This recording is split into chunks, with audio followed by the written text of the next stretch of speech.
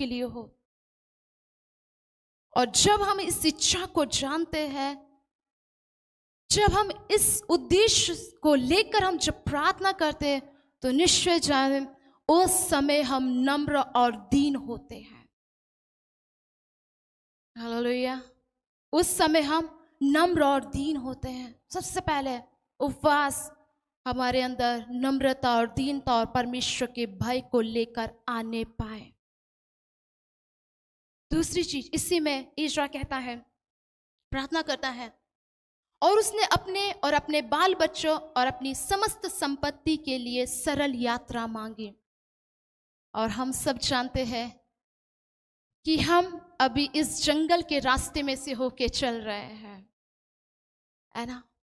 गुलामी के देश से हम आजाद तो हो गए हैं, निकल के तो आ गए हैं, उस मिस्र की गुलामी से निकल के तो आ गए हैं, पर अभी भी हम जंगल के मार्ग में हैं।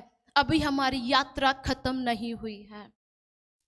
जिस तरीके से इस्राएली लोग जंगल के मार्ग में थे, गुलामी के देश से तो निकल गए थे, पर अभी भी उस प्रतिज्ञा के देश में, उस कनान के देश में पहुंचे नहीं थे। अभी भी उस जंगल के रास्ते में थे। और बिल्कुल सेम उसी तरीके से हम भी इस जंगल के मार्ग से होके गुजर रहे हैं।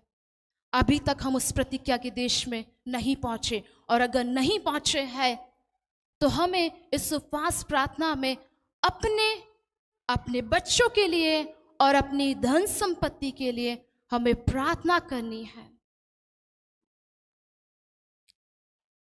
अगर हम तैयार हो गए, हम मजबूत हो गए, तो हमारे बच्चे भी तैयार हो जाएंगे। हालेलुया। और जितनी खुदावंद ने हमें धन संपत्ति दी है, दौलत, शोहरत, जो कुछ भी दिया है, वो भी अपने आप सेफ हो जाएगा। अय्यूब, हम जानते हैं कि अय्यूब के 10 बच्चे थे, और परमेश्वर के सामने बड़ा धर्मी था, खरा था, परमेश्वर का भय मानने वाला, परमेश्वर का दास अय्यूब।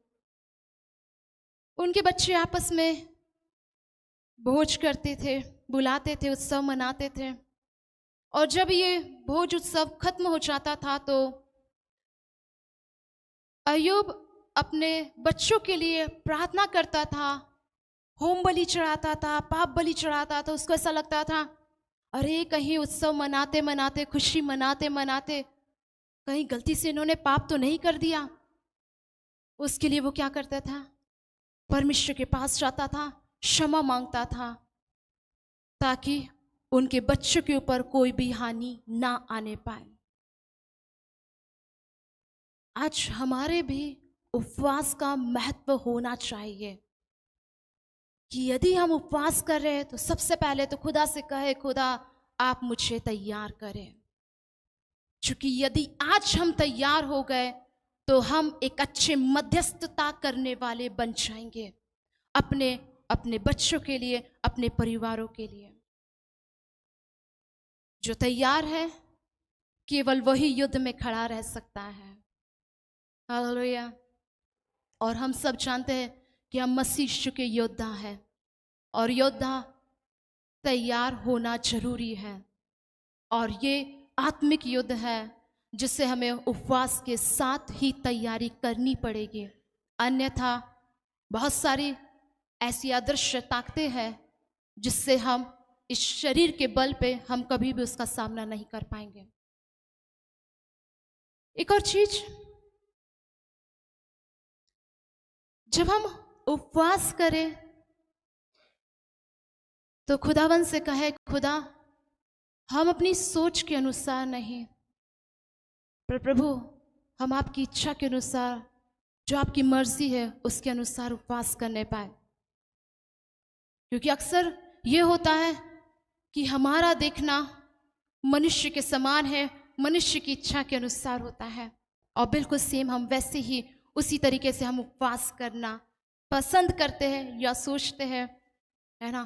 पर आज खुदा से कहे कि प्रभु आज हमें आप अपनी इच्छा के अनुसार हमें उपवास रखने में मदद करें, ताकि हम आत्मिक रूप से प्लस शारीरिक रूप से भी हम तैयार होने पाए। क्योंकि हमें दोनों तरीके से तैयार होना जरूरी है ना। ये वचन बताता है, यीशु मसीह कहता है कि हमारी आत्मा तो तैयार है परंतु हमारा शरीर दुर्बल है। आज जिस युद्ध में हम खड़े हैं उस युद्ध में हमें दोनों तरीके से तैयार होना जरूरी है और वो हम केवल उपवास के द्वारा हो सकते हैं। पर उस उपवास की मनसा क्या है वो भी हमें जानना चाहिए।